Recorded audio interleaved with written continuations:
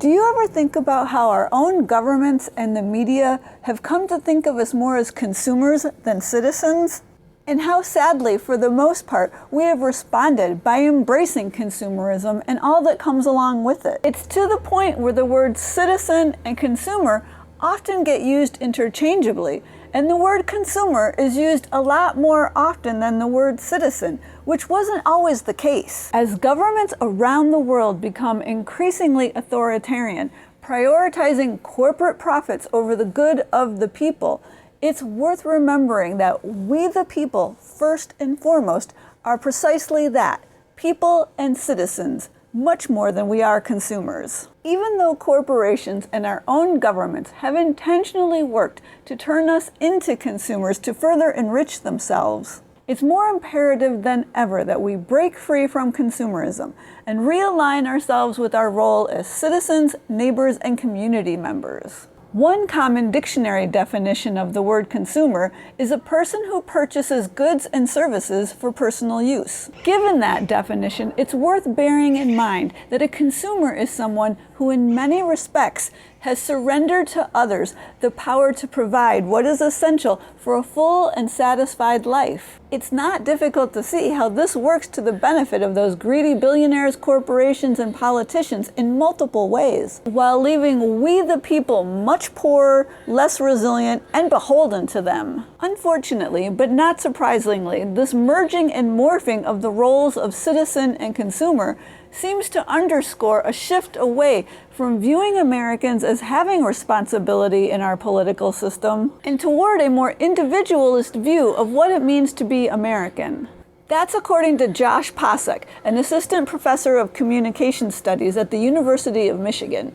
And as Frank Trentman, author of the book The Empire of Things, noted, this blurred distinction between consumer and citizen may make it tougher for people to come together to solve problems. As we witness our governments fail again and again to rise to the occasion of working in the best interest of we the people, as they continue to sell us out to their corporate donors, it's really important that more of us release the chokehold of consumerism on our lives and find our way back to our role as engaged citizens. Because it's not politicians who are going to save us.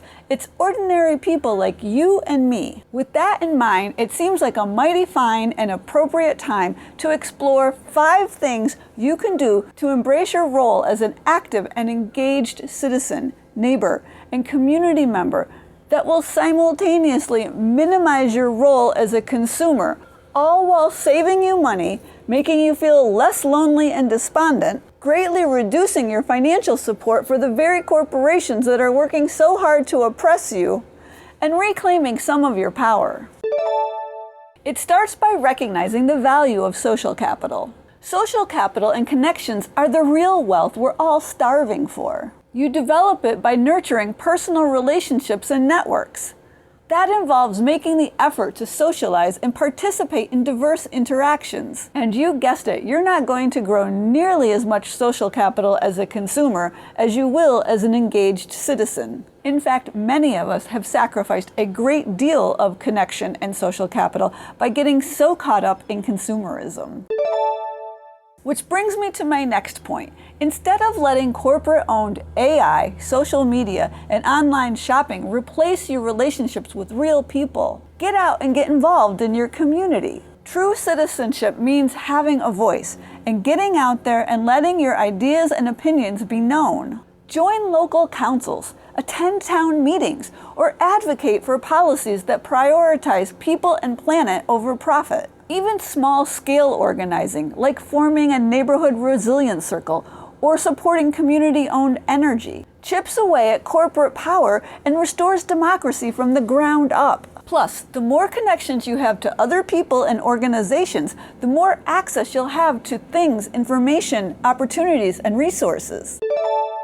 But it doesn't all have to be about engaging in local politics. You can start smaller, with just getting to know your neighbors and creating more of a sense of community right where you live. Some of you have heard me talk before about how my dear friend Sarah regularly put out a sign a week in advance for all of her neighbors, announcing that she was going to be hosting a bring your own coffee and chair gathering in her front yard. Everyone who attended could relax and get to know each other. Conversations around common interests and concerns evolved naturally, and the neighbors loved it. I've recently learned of another fantastic example near me. Adam Peters, founder of Mind Map Renovations, used his front yard to set up a community happiness project. His hope for the project is to help people remind themselves of the little joys of living every day, and that we do that living together as a community and make the best of our limited time here on planet Earth. It can also be as simple as one of those little free libraries you've probably seen by a curb near you. And you don't have to have a yard in which to host an event or a free library to reclaim your role as citizen. You can be one of the people who donates or takes books from the library box, or sits in the Happiness Project space and starts a conversation with someone passing by, or just greet someone as they walk by you in a hallway or a parking lot. Luckily, it's not too late to reweave our local safety nets by participating in mutual aid and skill sharing. As we get more involved in our communities, it will become easier to start trading care, time, and talent instead of buying our solutions. So join or start local mutual aid groups, repair cafes, tool libraries, time banks, or neighborhood skill shares. These rebuild trust and reciprocity while lowering dependence on money and corporations. Every time we trade skills instead of swiping a card, we're acting as citizens, building resilience, not consumers feeding extraction. And lastly, you can relocalize your economy by supporting regenerative and cooperative enterprises. When you do spend money, as much as possible, direct your spending and investing into enterprises that serve your community, like worker and member-owned co-ops, CSAs, local farms, and independent makers. This isn't just shopping local, it's governing locally with your dollars. For example, if you cancel your Spotify subscription, you can listen and donate to your local community radio station instead. They'll especially appreciate your contribution with the recent reduction in federal funding for these vital institutions. If there isn't one near you, check out some of my favorites, like WPFW 89.3 in Washington, D.C., Jazz and Justice Radio, or Pro Sisters online radio station, which spotlights women musicians. These are the things that help you become a more connected and involved participant and co-creator in your economy, rather than a passive buyer.